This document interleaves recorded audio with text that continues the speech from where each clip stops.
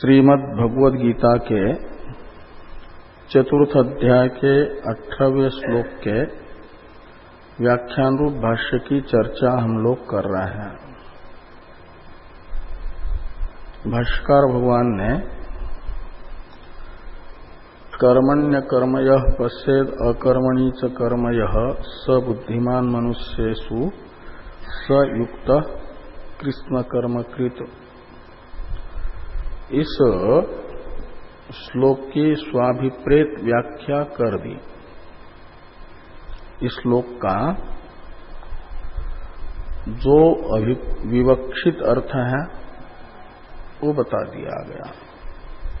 विवक्षित अर्थ यही है कि आत्मा निर्विकार है और वो निर्विकार चेतन मैं हूं। आत्मा यानी मैं, और मैं का वास्तविक स्वरूप सक्रिय नहीं है, निष्क्रिय है, निर्विकार है। तो अहम अर्थ निर्विकार चेतन है। इत्याकारक ज्ञान से समस्त अशुभ से मोक्ष होता है, मुक्ति मिलती है। यज ज्ञात्वा मोक्ष से शुभात। और जो कर्म अकर्म है और विकर्म है, यह अनात्मा कार्यक्रम संघात का धर्म है। ये विकार है, कर्म विकर्म। वह कर्म विकर्म तथा तत्सापेक्ष अकर्म ये कार्यक्रम संघात की अवस्थाएं हैं, व्यापार है, आत्मा का नहीं। यह ज्ञान मुक्ति का साधन है। इसे यज ज्ञात्वा मोक्ष से शुभात इत्यादि से पहले कह चुके हैं। और आत्मा निर्विकार है, यह विवक्षित अर्थ यदि इस श्लोक का है तो पुनरुक्ति होगी। इस शंका का समाधान करते हुए बताया गया कि पुनरुक्ति इसलिए नहीं मानी जाती कि लोगों को अनात्मा कार्यक्रम संघात का आत्मा में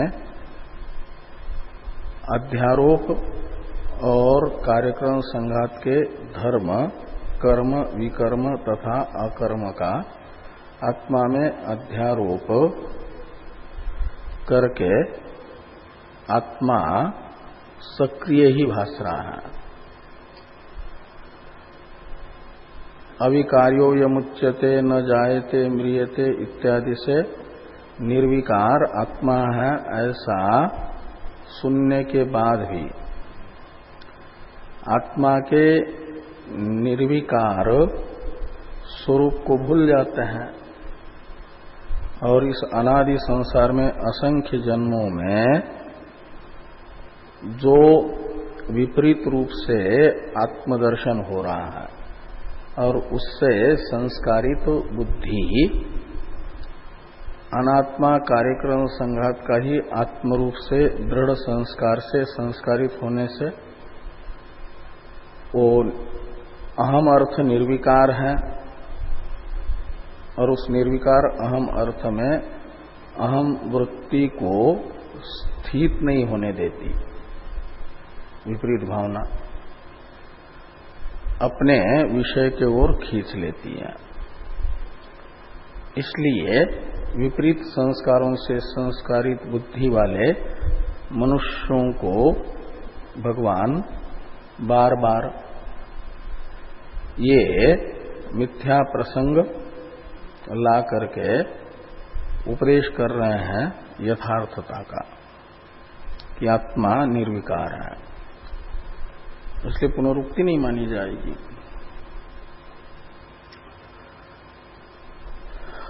और कर्मणि अकर्म यह पश्चेत इत्यादि श्लोकों का समन्वय आत्मा के निर्विकारता में कर दिया गया। स्वाभिप्रेत व्याख्या संपन्न हुई।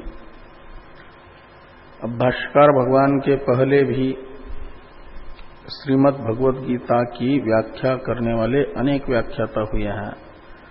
उसमें वृत्तिकार जो भर्तृ प्रपंच जी हैं वो प्रसिद्ध व्याख्याता है।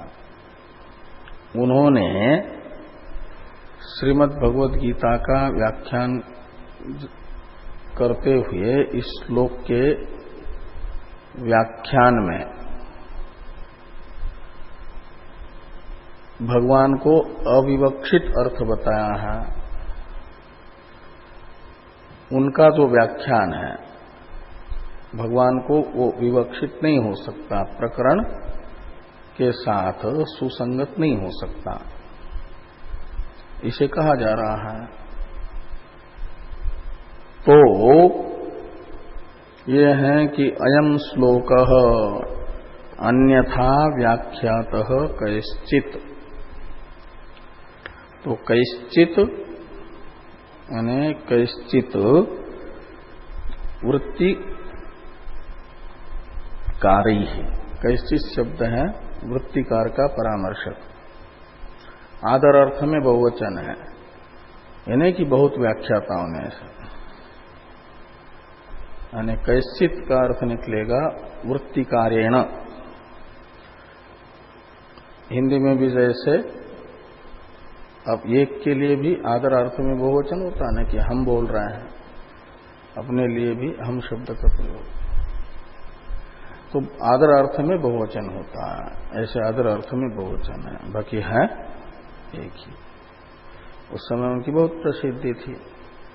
भाष्य के पहले प्रस्थानत्रयी पर भाष्य लिखने से पहले प्रस्थानत्रयी का अर्थ समझने के लिए भर्तृ प्रपंच के व्याख्यान को ही लोग ज्यादा अपनाते थे। बाद में अब तो लुप्त प्राय हो गया। सूर्योदय होने के बाद में चंद्रमा और बाकी जो तारे हैं वो लुप्त ही हो जाते हैं ना, ऐसे ही हो गया। अब वेदांत के नाम से शांकर भाष्य ही और शांकर सिद्धांत ही प्रसिद्ध हो गया। जब शांकर भाष्य रूपी सूर्योदय हुआ तो उसके बाद प्रकाशक के रूप में जैसे दिन में सूर्य का ही ग्रहण होता है, ऐसे वेदांत अर्थ प्रकाशक के रूप में भाष्य रूपी सूर्य ही जगत में प्रसिद्ध है। तो यहां कैश्चित् का अर्थ निकलेगा वृत्तिकार, वृत्तिकार्यण। अयम श्लोक अन्यथा व्याख्यात। इस श्लोक की अन्यथा व्याख्या की है। भगवान को विवक्षित जो अर्थ है इस श्लोक का, वह अर्थ प्रकट उनके व्याख्यान में नहीं हो पाया।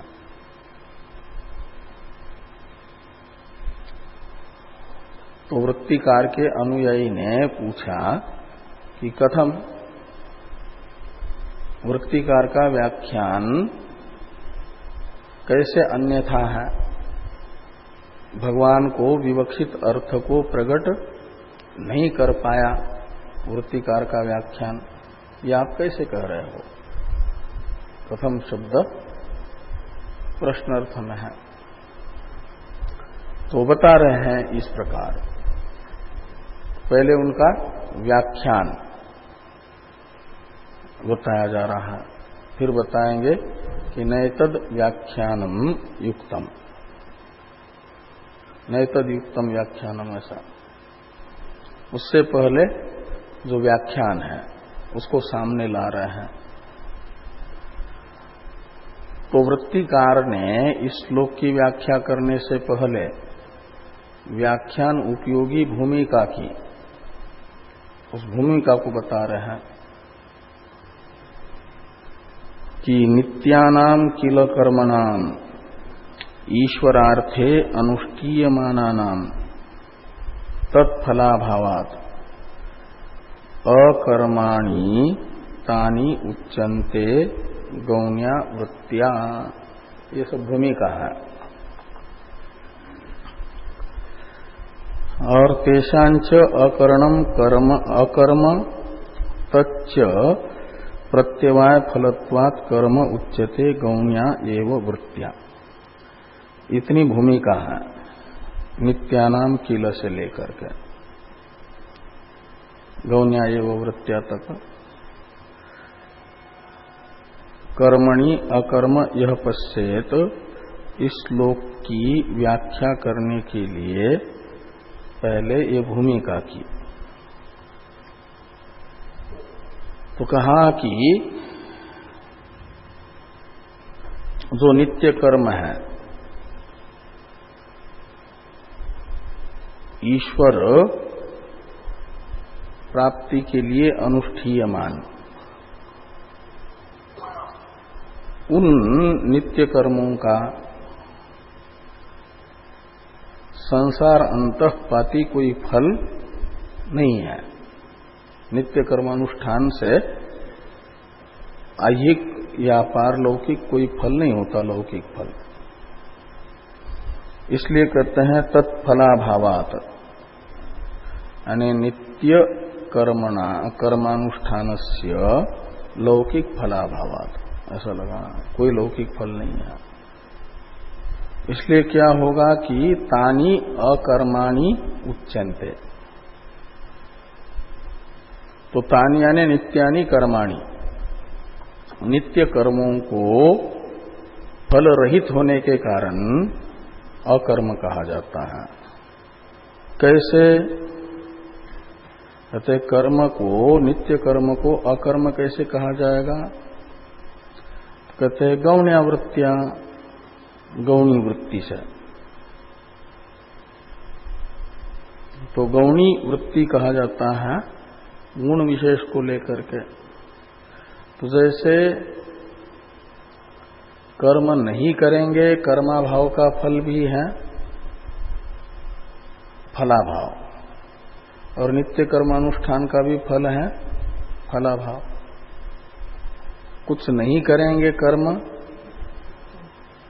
कोई कर्म नहीं करेंगे तो उसका फल नहीं होता, कर्माभाव से कोई फल नहीं होता। और नित्य कर्म करेंगे तब भी उसका कोई फल नहीं होता। तो अकर्म का जो गुण है, अकर्म की जो विशेषता है, फल राहित्य रूप विशेषता अकर्म की है, और उस फल राहित्य रूप विशेषता को नित्य कर्मानुष्ठान में देख करके उसे भी अकर्म कहा जा रहा है। जैसे जो सिंह नहीं है मनुष्य, उसे भी सिंह में रहने वाले जो गुण हैं, निर्भयता, वीरता आदि, ऐसे सिंह जंगल में किसी प्राणी से नहीं डरता। बाकी सब प्राणी जंगली उसे डरते हैं, इसलिए उसे जंगल का राजा कहते हैं। निर्भय होता है, भय रहित होकर के जंगल में विचरण करता है। ऐसा जो मनुष्य निर्भय है, सब उसे डरते हैं, उसे सिंह कहा जाता है। वो सिंहगत विशेषताओं से युक्त सिंह न होने पर भी मनुष्य सिंह से भिन्न सिंह कहलाता है। वो गौण प्रयोग है सिंह शब्द का। सिंह शब्द के मुख्यार्थ में रहने वाली जो विशेषता है, उनमें से कुछ विशेषता असिंह मनुष्य में देख करके सिंह शब्द का प्रयोग हुआ। ऐसे ये नित्य कर्मानुष्ठान में अकर्म का यानी कर्माभाव का जो विशेष है, फल राहित्य रूप, वो नित्य कर्मानुष्ठान में भी देख करके नित्य कर्म को गौणी वृत्ति से कहा जा रहा है अकर्म। तो वृत्तिकार के मत में नित्य कर्मानुष्ठान है अकर्म, गौणी वृत्ति से, तो फल रहित है, इसलिए कहा तत्फलाभावात्। और अकर्म भी फल वाला होने से कर्म के तरह कर्म है। तो ये आगे कह रहे हैं कि तेषांच अकरणम कर्म, तेषांच अकरणम अकर्म, तो तेषाम यानी नित्यानाम कर्मणाम, अकरणम यानी अननुष्ठानम, उस अननुष्ठान को कहा जाता है मुख्य वृत्ति से अकर्म, और गौणी वृत्ति से उसे ही कर्म कहा जाता है। नित्य कर्मों का अननुष्ठान है मुख्य वृत्ति से तो कर्म, अकर्म, और गौणी वृत्ति से उसे कर्म कहा जाता है। ये कह रहे हैं कि तेषांच अकरणम कर्म तच्च प्रत्यवाय फलत्वात्, तो नित्य कर्मों के अननुष्ठान रूप अकर्म को भगवान कर्म कह रहे हैं। क्यों और किस वृत्ति से? तो गौण्या एव वृत्तियां, अकर्म जो है कर्म है। तो कर्म शब्द का मुख्यार्थ जो है उसमें रहने वाली विशेषता से युक्त देख करके इसे अकर्म को कर्म कहा जा रहा है गौणी वृत्ति से। तो कर्म शब्द के मुख्यार्थ में क्या विशेषता होती है? तो जो कर्म होता है उसका लौकिक फल होता है, सुख या दुख। ऐसे नित्य कर्म का जो अननुष्ठान है जिसे अकर्म कहा जाता है, उसका भी लौकिक फल है दुख, प्रत्यवाय प्राप्ति। प्रत्यवाय से नरक आदि की प्राप्ति होती है, दुख की प्राप्ति होती है। तो नित्य कर्मों का अननुष्ठान रूप जो अकर्म है, प्रत्यवाय फलक होने से वह कर्मगत लौकिक फलवत्ता रूप विशेषता से युक्त होने से वो कर्म के तरह कर्म है, गौणी वृत्ति से ही। इस अभिप्राय से कहते हैं तेषांच अकरणम कर अकर्म, और तच्च, तत् यानी वो अकर्म, प्रत्यवाय फलत्वात्, प्रत्यवाय रूप फल वाला होने से कर्म उच्यते, उसे कर्म कहा जाता है। वो कि मुख्य वृत्ति से नहीं, गौण्या एवं वृत्तियां, ये भूमिका हुई। इस भूमिका के बाद अब वृत्तिकार ने ऐसी भूमिका करके कर्मणि अकर्म यह पश्चेत, इस श्लोक के व्याख्यान उपयोगी भूमिका करके व्याख्यान प्रारंभ कर दिया। और व्याख्यान करते हुए कर्मणि अकर्म यह पश्चेत, इसमें कर्मणि शब्द से लेना है नित्य कर्म, जो कर्म शब्द का मुख्य अर्थ है, और उसे जो अकर्म देखता है,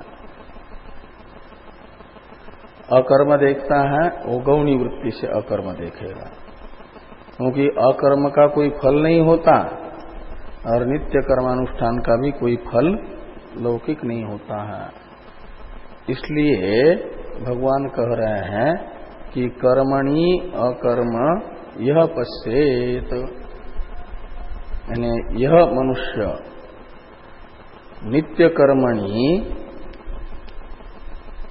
फलाभावात अकर्म पश्यति स मनुष्येषु बुद्धिमान। ऐसी वो प्रशंसा का तो अर्थ जो सिद्धांत में है उत्तरार्ध का, वही वृत्तिकार के मत में भी है। लेकिन भाष्यकार भगवान को अभिप्रेत कर्मणि अकर्म यह पश्चेत में कर्मणि शब्द से नित्य कर्म नहीं था, वहां कर्मणि का अर्थ था अनात्मा कार्यकरण संघात का जो कर्म और विकर्म रूप व्यापार मात्र है, आत्मा में अध्यारोपित, उसे वस्तुतः अकर्म देख रहा है। आत्मा उस समय भी सक्रिय नहीं, निष्क्रिय ही है, ऐसा देख रहा है। ये विवक्षित अर्थ था। अज्ञानी को आत्मा मैं करता हूं ऐसा सक्रिय प्रतीत हो रहा है, लेकिन तत्वज्ञ वो है, उस समय भी उसे आत्मा निर्विकार ही प्रतीत हो रहा है। ये विवक्षित अर्थ है कर्मणि अकर्म यह पश्चेत का। वो तो भाष्कर भगवान ने बताया, लेकिन वृत्तिकार ने क्या कहा इस श्लोक का व्याख्यान करते हुए कि इस श्लोकस्थ कर्मणि शब्द का अर्थ है नित्य कर्म, और उनका कोई फल न होने से उन्हें गौणी वृत्ति से जो अकर्म के तरह देखता है, अकर्म देखता है, वह मनुष्यों में बुद्धिमान मनुष्य है, ऐसा अर्थ किया। वो अर्थ बताया जा रहा है कि तत्र नित्ये कर्मणि अकर्म यह पश्येत फलाभावात्। तो इस प्रकार यहां पर कर्म शब्द, कर्म पदार्थ में अकर्म शब्द का गौण प्रयोग है और अकर्म पदार्थ में कर्म शब्द का गौण प्रयोग है। इस प्रकार का अर्थ बताया है। तो कर्मणि यानी नित्य कर्मणि अकर्म यह पश्येत यानी पश्यति, क्यों? तो फलाभावात्, गौणी वृत्ति से। जैसे कहते हैं उदाहरण, यथा धेनुः अपि गौः अगौः उच्यते क्षीराख्यम फलम न प्रयच्छति इति तद्वत्। तो जैसे धेनु गाय ही है, लेकिन यदि वो बांझ हो, कभी ब्याती न हो, तो दूध भी नहीं देगी। तो उस दूध न देने वाली गाय को अगाय कहा जाता है, अगौ ये कहा जाता है। जैसे घोड़ा भी दूध नहीं देता, गाय भी दूध नहीं दे रही है, तो घोड़ा अगौ है। तो गाय का जो फल होता है दूध देना रूपी, वो नहीं दे रही है, तो गौण रूप से उसे अगौ कहा जाता है। ऐसे भगवान ने ये कहा कि गाय भी, क्या नाम, कर्म भी, नित्य कर्म भी अकर्म है। क्यों? उस नित्य कर्म का कोई फल नहीं होता, इसलिए ये गौण प्रयोग है। गौण रूप से नित्य कर्म को अकर्म कह रहे हैं। तद्वत ये प्रथम पाद का अर्थ ये बताया 18वें श्लोक के, और द्वितीय पाद का अर्थ बता रहे हैं तथा नित्याकरणे तु अकर्मणि, नित्य कर्म का न करना, अननुष्ठान, ये अकर्म है, और उस अकर्म को भी कर्म के तरह देख रहा है गौणी वृत्ति से। क्यों? वो फल वाला होने से। वो आगे कह रहे हैं कि तथा नित्याकरणे तु अकर्मणि च कर्म यह पश्येत। नित्य कर्म का न करना कर्म के तरह कर्म है। ऐसा क्यों? तो कहते नरकादि प्रत्यवाय फलम प्रयच्छति इति। वो जैसे पाप कर्म, जिसे विकर्म कहा जाता है, वह नरकादि फल को प्रदान करता है। ऐसे नित्य कर्म का अननुष्ठान भी अकर्म नरकादि प्रत्यवाय की प्राप्ति रूपी फल वाला होने से उसे गौणी वृत्ति से जो कर्म देखता है, अकर्म कर्म ही है गौण रूप से, ऐसा जो दर्शन करता है, उसकी उत्तरार्ध में प्रशंसा की जा रही है। वो मनुष्यों में बुद्धिमान मनुष्य कहते हैं।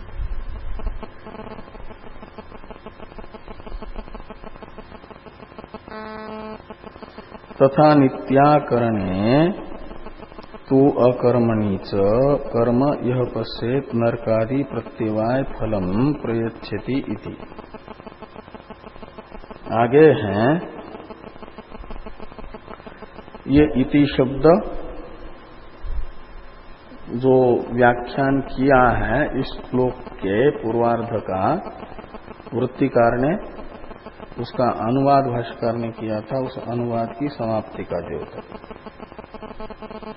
अब इस व्याख्यान को गलत बताया जा रहा है कि न एतद युक्तम व्याख्यानम, ये जो व्याख्यान है वृत्तिकार का यह युक्तम न, उचित नहीं है। कहा क्यों उचित नहीं है? नित्य कर्म को गौण रूप से अकर्म देखना और अकर्म को यानी नित्य कर्म के अनुष्ठान को प्रत्यवाय फलक होने से कर्म के तरह देखना, ये जो अर्थ बताया ये क्यों अयुक्त है, उचित क्यों नहीं है? इस प्रकार की का जो प्रश्न होगा उसका उत्तर देते हुए कहते हैं कि एवं ज्ञानात् अशुभात मोक्षानुपपत्तेः, और यस ज्ञात्वा मोक्षे से अशुभात इति भगवता उक्तम वचनम बाध्येत, ये हेतु बताया। एवं ज्ञानात् का मतलब नित्य कर्म को अकर्म देखने से और अकर्म को यानी नित्य कर्म के अनुष्ठान को प्रत्यवाय फलक होने से गौण रूप से कर्म के तरह देखने से, जानने से मोक्ष की उपपत्ति नहीं होगी, सिद्धि नहीं होगी। और भगवान ने कहा है कि यज ज्ञात्वा मोक्ष से शुभात तत्ते कर्म प्रवक्ष्यामि यज ज्ञात्वा मोक्ष से अशुभात।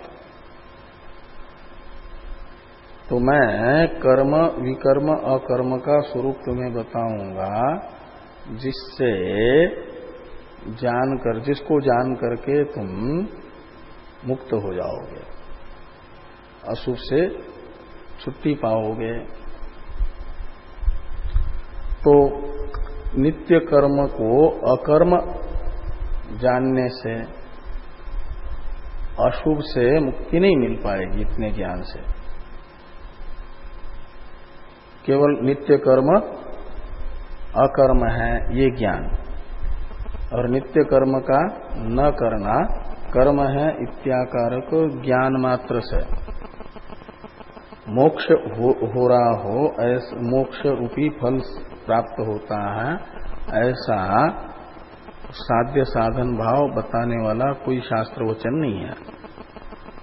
इसलिए क्या हो जाएगा कि ज्ञान मात्र से, जिसके ज्ञान मात्र से मोक्ष होता है, उसका निरूपक कर्मणि अकर्म यह पश्चेत अकर्मणि च कर्म यह, ये उपदेश वाक्य मानना पड़ेगा। अशुभ से मुक्ति दिलाने वाला ज्ञान जिस अर्थ का है वह उस अर्थ का प्रतिपादक ये वचन है। ये अर्थ निकालेंगे तभी यज ज्ञात्वा मोक्ष से शुभात, ये जो भगवान का वचन है अबाधित रहेगा। इस वाक्यार्थ ज्ञान से ही मोक्ष हो रहा हो, अनुष्ठान से नहीं बता रहे मोक्ष, ज्ञान से, यज ज्ञात्वा। जिसको जानने मात्र से ही अशुभ से मुक्त हो जाओगे। इसलिए जिसको जानने मात्र से ही, जिसका ज्ञान ही केवल अशुभ से मुक्ति दिलाने वाला है, ऐसे अर्थ का प्रतिपादक कर्मणि अकर्म यह पश्चेद अकर्मणि च कर्म यह, इस भगवान के उपदेश वाक्य को मानेंगे तभी यज्ञ ज्ञात्वा मोक्षे से शुभात, यह भगवान का वाक्य अबाधित रहेगा, प्रमाण होगा। नहीं तो इस वाक्य में वाक्य का बाध होगा। वृत्तिकार के व्याख्यान को यदि स्वीकारते हैं कि नित्य कर्म को जो अकर्म देख रहा है और अकर्म को यानी नित्य कर्म के अनुष्ठान को प्रत्यवाय फलक होने से कर्म दर्शन करता है, ये जो ज्ञान है इससे मुक्ति तो मिलती नहीं है। इतने ज्ञान मात्र से मुक्ति बताने वाला कोई वचन नहीं है, प्रमाण नहीं है। इसलिए ये ज्ञात्वा मोक्षे शुभात, ये जो भगवान का वाक्य है ये अप्रामाणिक अर्थ को बताने वाला हो जाएगा, तो बाधित हो जाएगा, फिर अप्रमाण सिद्ध हो जाएगा। तो भगवान के यज्ञात्वा मोक्ष से शुभात इस वाक्य को प्रामाणिक सिद्ध करने के लिए, प्रमाण सिद्ध करने के लिए, अबाधित सिद्ध करने के लिए कर्मणि अकर्म यह पश्चेत, इस वाक्य का ऐसा अर्थ करना पड़ेगा कि जिस अर्थ का ज्ञान मात्र अशुभ से मुक्ति दिलाने वाला है, वो तो ये ज्ञान हो सकता है कि कर्म विकर्म और अकर्म ये अनात्मा कार्यक्रम संघात के ही धर्म है, और आत्मा जो अनात्मा का अधिष्ठान है वह अनात्मा कार्यक्रम संघात के कर्म विकर्म और अकर्म रूपी धर्मों से रहित है वस्तुतः। भले ही भ्रांति में आत्मा में वे अध्यारोपित हो, लेकिन आत्मा उस समय भी अनात्मा कार्यक्रम संघात के कर्म विकर्म तथा अकर्म रूपी धर्मों से रहित निर्विकार है। ये जो करामलोक ज्ञान होगा, और आत्मा यानी मैं ऐसा हूं, ये जो ज्ञान है ये तो अशुभ से मुक्ति दिला सकता है। इसलिए यहां पर आत्मा की निर्विकारता इन शब्दों से बताई गई है। ये अर्थ निकालते हैं इन वाक्यों का, तो यज्ञ ज्ञात्वा मोक्षे से शुभात, ये भगवान का वाक्य अबाधित रहता है। वो हमारे मत में भगवान का ये वाक्य अबाधित है। वृत्तिकार के मत में यज्ञ ज्ञात्वा मोक्षे से शुभात, भगवान के इस वाक्य में बाध नामक दोष की आपत्ति आती है। इसलिए वृत्तिकार का यह व्याख्यान युक्त नहीं है, उचित नहीं है।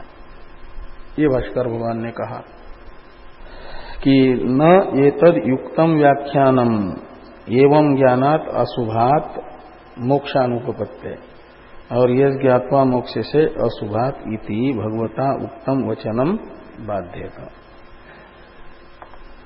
आगे हैं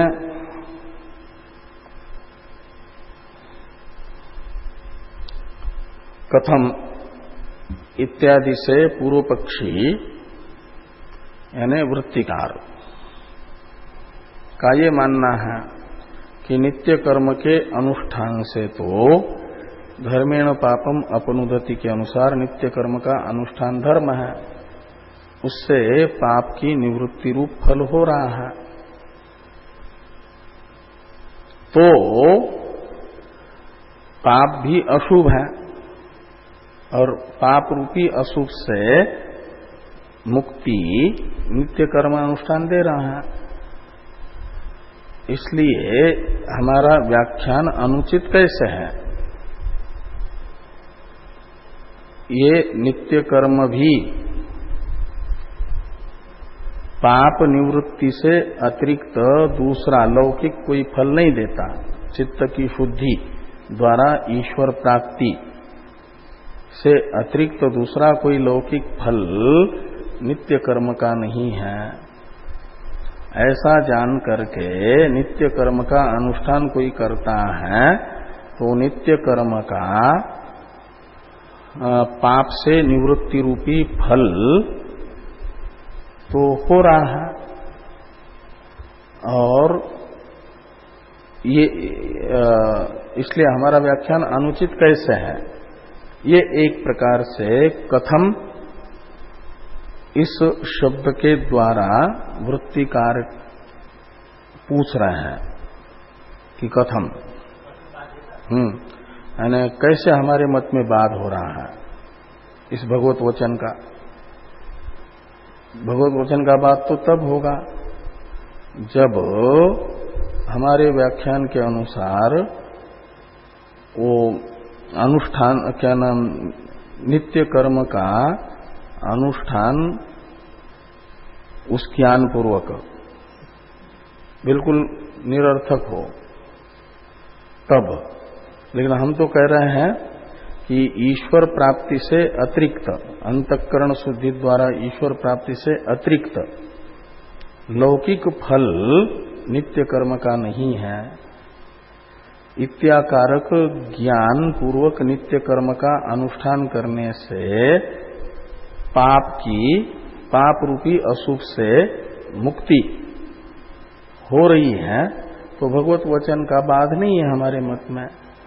कैसे बाध हो रहा है? ये जो प्रश्न है इसका निराकरण करते हुए भाष्कर भगवान लिखते हैं कि नित्यानाम अनुष्ठानात् अशुभात स्यात् नाम मोक्षणम न तो तेषाम फलाभाव ज्ञानात्। कहते हैं नित्य कर्मों के अनुष्ठान से भले ही अशुभ विशेष जो अंतःकरण की अशुद्धि है, संचितगत पाप है, वह दूर हो जाए नित्य कर्म के अनुष्ठान से। वो तो हम तो कहते ही है, भगवान ने भी कहा ही है योगिनः कर्म कुर्वन्ति संगं त्यक्त्वा आत्मशुद्ध है। तो पाप रूपी अशुभ विशेष की से मुक्ति यह नित्य कर्म के अनुष्ठान का भले ही फल हो, लेकिन हम ये कह रहे हैं कि जो आपने प्रथम पाद का अर्थ बताया कि नित्य कर्म अकर्म है, लौकिक फल से रहित होने के कारण, इत्याकारक जो ज्ञान है प्रथम पादार्थ का आपके अनुसार, उस ज्ञान का फल पाप रूपी अशुभ से मोक्ष नहीं है। और भगवान यहां पर इस प्रकरण में ये ज्ञात्वा मोक्ष से शुरुआत इस वाक्य से ज्ञान मात्र को अशुभ से मुक्ति दिलाने वाला कह रहे हैं, अनुष्ठान को नहीं। इसलिए नित्य कर्म के अनुष्ठान से भले ही पाप विशेष रूपी अशुभ से, पापात्मक अशुभ विशेष से मुक्ति मिल जाए, किंतु ये नित्य कर्म अकर्म है, कर्माभाव है, उसका लौकिक फल न होने से, इतने ज्ञान से किसी अशुभ की निवृत्ति नहीं हो रही है। और भगवान को तो इस प्रकरण में ज्ञान मात्र से ही अशुभ की निवृत्ति विवक्षित है। इसलिए आपके व्याख्यान में यह ज्ञात्वा ये वाक्य बाधित ही प्राप्त हो रहा है। इस वाक्य का बाध नामक दोष जो हमने बताया था वो बना ही रहता है। इस अभिप्राय से वाक्य लिखा है कि नित्यानाम अनुष्ठानात् अशुभात् स्यात् नाम मोक्षणम न तु तेषाम फलाभाव ज्ञानात्। आगे है नहीं नित्यानाम फलाभाव ज्ञानम अशुभ मुक्ति फलत्वेन चोदितम नित्य कर्म ज्ञानम वा। इसी का स्पष्टीकरण है। कहते हैं नित्य कर्मों में फलाभाव का ज्ञान को अशुभ से मुक्ति रूपी फल के साधन के रूप से कहीं विहित नहीं है, श्रुति ने नहीं बताया है। चोदितम का अर्थ है विहितम। अशुभ मुक्ति फलत्वेन नित्यानाम फलाभाव ज्ञानम नहीं चोदितम, यानी नहीं विहितम, ऐसा लगाना। कहीं पर भी अशुभ से मोक्षण रूपी फल के साधन के रूप में नित्य कर्मों में फलाभाव ज्ञान, नित्य कर्मों के फलाभाव का ज्ञान विहित नहीं है। इसलिए ये जो प्रथम पादार्थ है नित्य कर्म कर्माभाव है, यही प्रथम पाद का अर्थ है। उससे इसी अर्थ का ज्ञान होगा। और इतने ज्ञान से, इतने ज्ञान को अशुभ से मुक्ति दिलाने वाले साधन के रूप से कोई शास्त्र वचन नहीं बता रहा। ये कहा नहीं चोदितम से। और नित्य कर्म ज्ञानम वा, और नित्य कर्म का जो ज्ञान है, अकर्म जो है वह प्रत्यवाय फलक होने से कर्म है। ये उत्तरार्ध का, यानी उत्तरार्ध क्या, द्वितीय पाद का अर्थ होगा। और प्रथम पाद में कर्म शब्द का मुख्यार्थ जो है नित्य कर्म मुख्यार्थ है। तो नित्य कर्म के ज्ञान मात्र से भी कहीं अशुभ से मुक्ति नहीं होती, और नित्य कर्म को कर्माभाव के रूप में जानने से भी अशुभ से मुक्ति नहीं होती है। यानी नित्य कर्म का ज्ञान या नित्य कर्म में कर्माभाव का ज्ञान अशुभ से मुक्ति का साधन है, इस बात को बताने वाला कोई शास्त्र वचन नहीं है, प्रमाण नहीं है। ये भाष्कर भगवान ने बताया। और इस प्रकरण में तो विवक्षित है यज्ञात्वा मोक्ष से सुभात के अनुसार इस वाक्य से केवल ज्ञान मात्र से अशुभ की निवृत्ति। इसलिए कर्मणि अकर्म यह पश्चेत, इस वाक्य का अर्थ वैसा करना पड़ेगा जिस अर्थ का ज्ञान मात्र अशुभ से मुक्ति दिलाता हो, अनुष्ठान नहीं, ज्ञान मात्र। वो तो मैं निर्विकार चेतन हूं, विकार मात्र क्षर पुरुष और अक्षर पुरुष का धर्म है। मैं निर्विकार पुरुषोत्तम हूं, क्षर और अक्षर से अतीत। ये ज्ञान तो मुक्ति दिलाता है। ये तद बुद्ध्वा बुद्धिमान स्यात् कृतकृत्यश्च भारत के अनुसार। और वही पुरुषोत्तम तत्व का ज्ञान कर्मणि अकर्म यह पश्चेत अकर्मणि च कर्म यह, इस वाक्य में विवक्षित है, ऐसा मानना पड़ेगा। तब ये ज्ञात्वा मोक्ष से शुभात ये वाक्य प्रमाण बन पाएगा, इसका बाद नहीं होगा।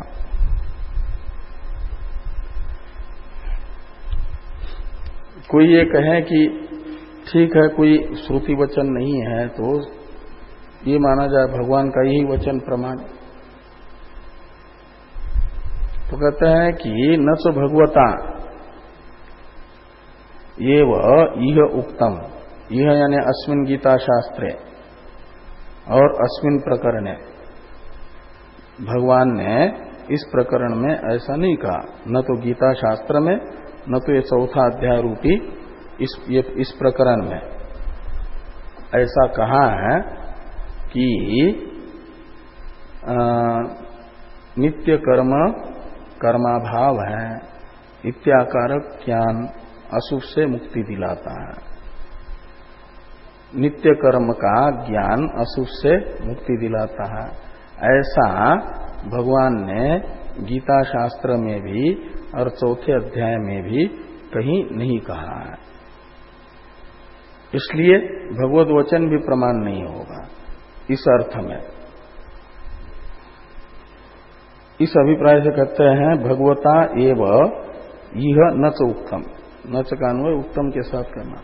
नच उत्तम यानी क्या नहीं कहा गया भगवान के द्वारा कि नित्य कर्म कर्माभाव है, इत्याकारक ज्ञान अशुभ से मुक्ति दिलाने वाला है, ऐसा भगवान ने भी यहां पर नहीं कहा है।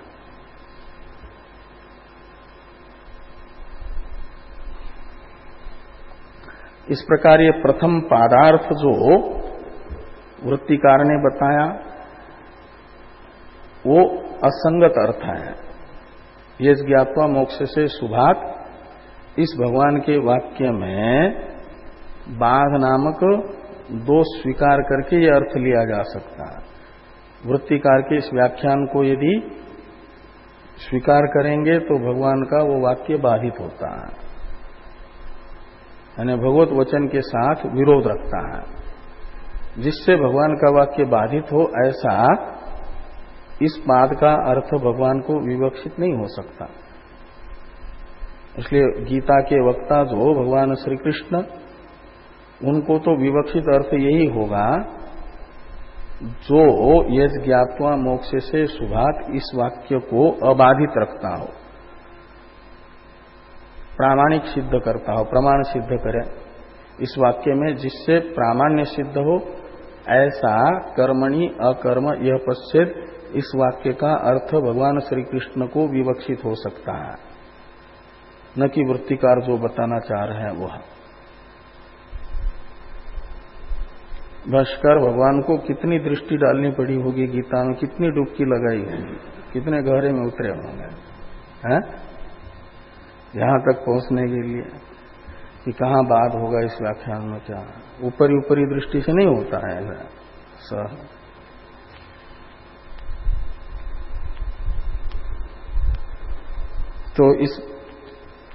तो प्रथम पादार्थ गलत है ये बताने से ही द्वितीय पादार्थ की में भी अयुक्तता सिद्ध होती है, अनौचित्य सिद्ध होता है वृत्तिकार के। इसे कह रहे हैं कि ये तेन अकर्मणि कर्म दर्शनम प्रत्युक्तम, यानी कर्मणि अकर्म यह पश्चेत, ये जो प्रथम पादार्थ गलत है भगवान के वाक्य में बाध नामक दोष की आपत्ति के कारण, ये बताने से ही द्वितीय पदार्थ भी अनुचित है ये सिद्ध होता है। द्वितीय पदार्थ को भी स्वीकार करेंगे तो भी यज ज्ञात्वा मोक्ष से शुभात इस वाक्य का बाध होता है।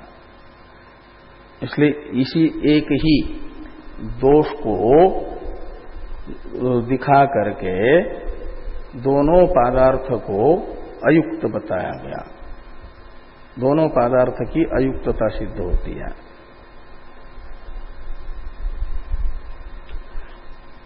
इसी को स्पष्ट कर रहे हैं कि नहीं अकर्मणि कर्म इति दर्शनम कर्तव्यतया इह चोद्यते नित्यस्य तु कर्तव्यता मात्रम। यह यानी अस्मिन् गीता शास्त्रे, यहां गीता शास्त्र में कहीं पर भी अकर्म को कर्म के रूप में देखना रूपी अकर्म विषय में कर्म दर्शन का कर्तव्य रूप से विधान नहीं है। भगवान ने उपदेश नहीं किया कि अकर्म को कर्म देख लो ऐसा। हाँ, तृतीय अध्याय में अंतःकरण की शुद्धि के लिए नित्य कर्म के अनुष्ठान को जरूर कर्तव्यतया कहा है। पूर्व कर्मैव तस्मात् त्वं पूर्वै पूर्व तरम कृतम, वो यहां पर भी बताया है। तो नित्य कर्म का अनुष्ठान तो विवक्षित है, लेकिन अकर्म में कर्म दर्शन ये कहीं पर भी विवक्षित नहीं है। तो ये कह रहे हैं कि नहीं अकर्मणि कर्म इति दर्शनम कर्तव्यतया इह, यानी गीता शास्त्रे चोद्यते, नित्यस्य तु कर्तव्यता मात्रम, तो नित्य कर्म के कर्तव्यता का तो विधान किया जाता है। और दूसरी बात कह रहे हैं कि न च अकरणात् नित्यस्य प्रत्यवायो भवति इति विज्ञानात् किंचित फलम स्यात्। नित्य कर्म का अनुष्ठान नहीं करेंगे तो प्रत्यवाय दोष होगा। इतने ज्ञान मात्र से किंचित फलम न च स्यात्, कोई फल नहीं होता है। नित्य कर्म को नहीं करेंगे तो प्रत्यवाय दोष लगता है। इतना ज्ञान किसी फल विशेष का संपादक नहीं होता। इसलिए नापि नित्याकरणम ज्ञेयत्वेन चोदितम, और नित्य का आकरण रूपी जो अकर्म है उसे जानना चाहिए, ऐसा कहीं ये भगवान ने प्रतिपादन नहीं किया। नापि नित्याकरणम ज्ञेयत्वेन चोदितम,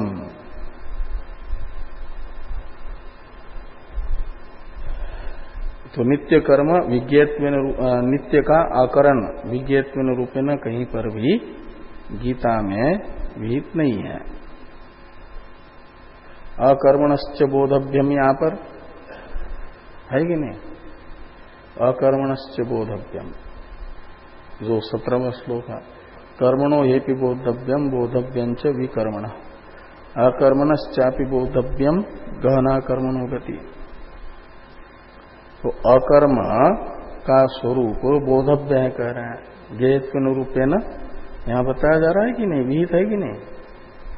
और भाष्यकार कह रहे हैं, भाष्यकार भगवान कह रहे कि नापि ज्ञेयत्वेन शोधितम यानी उपदिष्टम, तो वो इस रूप में सफल ज्ञेयत्वेन रूपेण शोधित नहीं है, विहित नहीं है, ये समझना। कार्यकरण संघात की तूष्णीम भाव अवस्था ये अकर्म है, और वह कार्यकरण संघात में ही ठीक है, समवेत है।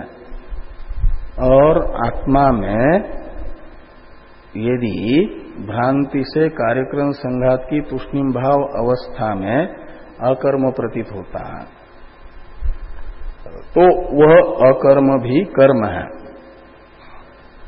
ऐसा वहां पर बताया जा रहा है यथार्थता। तो इसलिए वहां अकर्म कहीं पर भी सफल ज्ञेयत्वेन रूपेण विहित नहीं है, ये कह रहे हैं।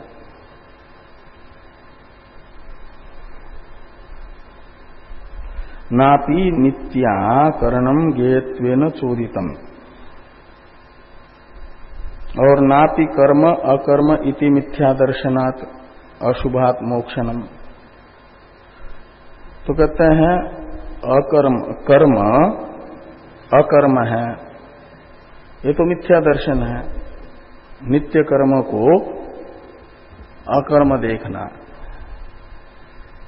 ये तो असर्प रस्सी को सर्प देखने के तरह मिथ्या दर्शन है।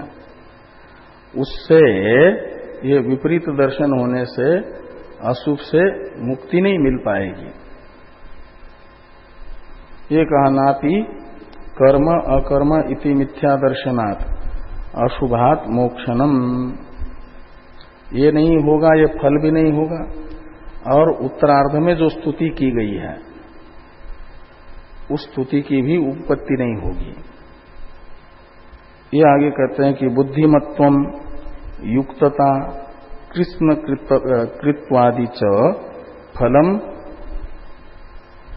नापि उपपद्यते से लगाना। ये मिथ्या दर्शन से ये सब फल उपपन्न नहीं होता है, और स्तुति भी नहीं बन सकती। भ्रांत व्यक्ति की स्तुति नहीं की जा सकती, ज्ञान की स्तुति की जा सकती जो सफल है। और आगे कहते हैं कि मिथ्या ज्ञानम एव ही साक्षात अशुभ रूपम कुतः अन्यस्मात् अशुभात मोक्षणम नहीं तमः तमसो निवर्तकम भवति। आगे कह रहे हैं कि स्वयं जो कर्म को अकर्म दर्शन रूपी मिथ्या ज्ञान है, ये स्वयं सबसे बड़ा अशुभ है, पाप है। तो ये स्वयं अशुभ है तो दूसरे अशुभों से मुक्ति कैसे दिलाएगा? अंधकार से अंधकार निवृत्त नहीं होता। इसलिए कहते नहीं तमः तमसो निवर्तकम भवति। ऐसे स्वयं अशुभ रूप जो मिथ्या दर्शन है वह अन्य अशुभ जो पाप है उनसे मुक्ति नहीं दिला पाएगा।